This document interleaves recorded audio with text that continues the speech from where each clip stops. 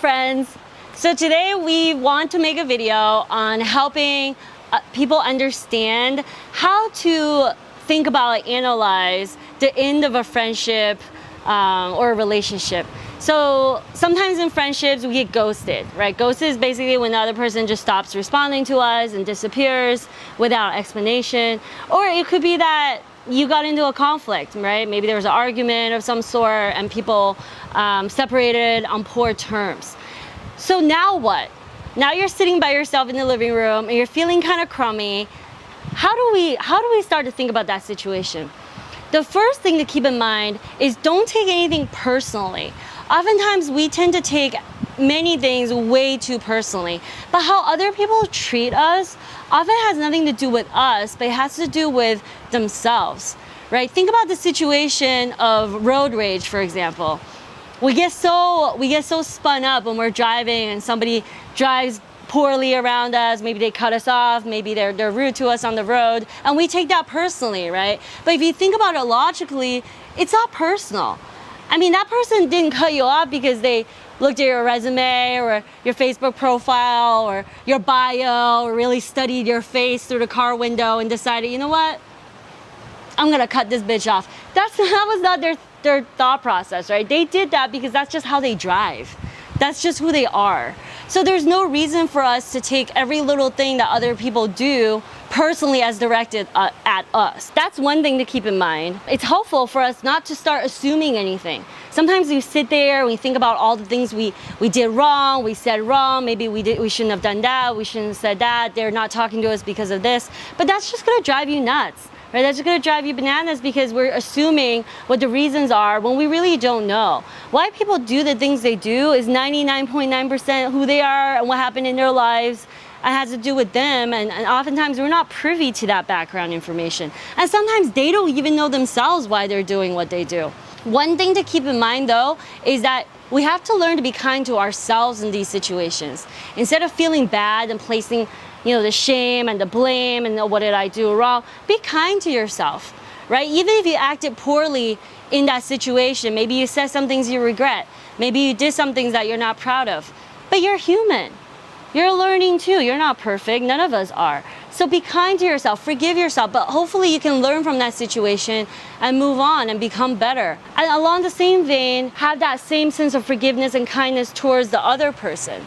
They're not perfect. They make mistakes. They say things that they may not mean. They might do things that they might regret later. It doesn't make them wrong or bad. It just makes them human. So have that same compassion towards your friends or your ex-friend for that matter, and just forgive them. And oftentimes when we're mad at somebody or when we're upset, we only remember the bad things, right? We only remember that slammed door or that insult they hurled at us right before they stormed off. But we're not seeing the whole picture, right? The whole picture of your friendship. You might have shared a lot of laughs together. There might have been some good times. There was times when that person was there for you when nobody else was. Maybe they helped you fix a car. Maybe you were able to crash on their couch. Maybe they showed you something cool, or you guys shared a good meal, or they told you something personal. You guys shared an intimate moment. Those are all part of the big picture of who that person is. None of us are all bad or all good. We're complex individuals, and so are your friends. So keep that in mind when it comes to the end of a friendship, that this person isn't just summarized in the terrible memories that you have of them, but to see the whole picture of the good and the bad. And believe it or not, if you really try to remember, it's mostly good. And what happens with the end of a friendship, whether you're ghosted or whether there was a conflict, is that there was a serious breakdown in communication, right? And that's common. So think about what exactly broke down for you guys in your communication. Is this something that you can fix, right? Because without open, respectful communication with each other, no friendship will last. Because we're all from different environments. We grew up with different families, parents, we have different cultures, we come from different societies and different worlds. We have different genetic makeup. So we're not gonna see eye to eye with another person. Even somebody in your own family, right? You're not gonna see eye to eye. We're just different. It doesn't mean that one person's wrong, but it just means that if you wanna continue to build a strong friendship and relationship, you have to be able to communicate. You have to be able to say to the other individual, hey, this is what's bothering me, or hey, can we change this, or can we work on that? And if you're not able to do that, or if the other person is able to do that, then the friendship will inevitably suffer, right? So if you're open to communicating and you wanna have a conversation, but the other person is closed off and they're not communicating, then you just have to accept that. I mean, you can't beat it out of them, right? You can't force them to communicate. It has to be something that people voluntarily come together to do. And one thing to keep in mind too is that not everyone is meant to be in our lives forever. So friendships do end. That doesn't mean that they weren't a valuable experience or that they didn't bring joy into your life or that wasn't a positive thing that happened. Everything ends at some point. All relationships at some point have to come to an end. So it's not that, oftentimes when good things happen to us, we become accustomed to it and then we come to expect it and then we get this sense of entitlement that it's owed to us somehow, whether it's a friendship or a relationship, or maybe we get a raise at work or we get a good job, then we're very upset when we lose that. Or even when it comes to our own health, right? We're healthy now and we expect to be healthy. And at some point when we lose that health and we become sick, then we're very embittered, we're very upset.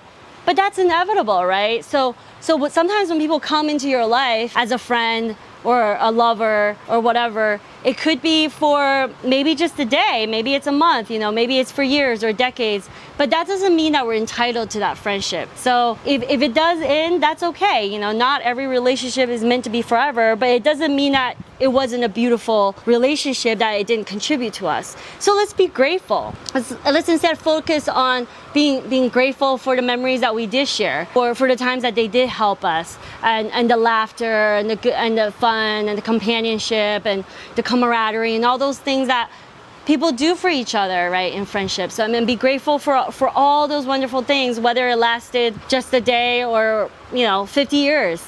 And when we have that attitude, then we can let go. We can let go of the friendship with gratitude and kindness, with the positive memories, and know that even though that person has walked out of your life, maybe they're not currently in it, and you guys are not currently in touch, it doesn't mean that they're gone, because a part of them is always gonna be with you. Whether you grew from it, maybe you grew from that, maybe you learned something, maybe this friendship made you a better person, maybe it taught you what doesn't work, or how not to be, right? And now you have, or maybe you have all these wonderful memories that brought you joy that you can look back on. So now you're a different person in small ways, in microscopic ways, in many ways that you're not even conscious of. That person will always be with you because now you're a different person because of that relationship and that friendship, and cherish that. Love yourself for who you are and forgive the other person and love them and be grateful for that experience. Anyway, I hope that was helpful. If you guys have ideas on how to think about the end of a friendship or how to deal with being ghosted, please drop a comment down below, and I look forward to hearing about your experiences.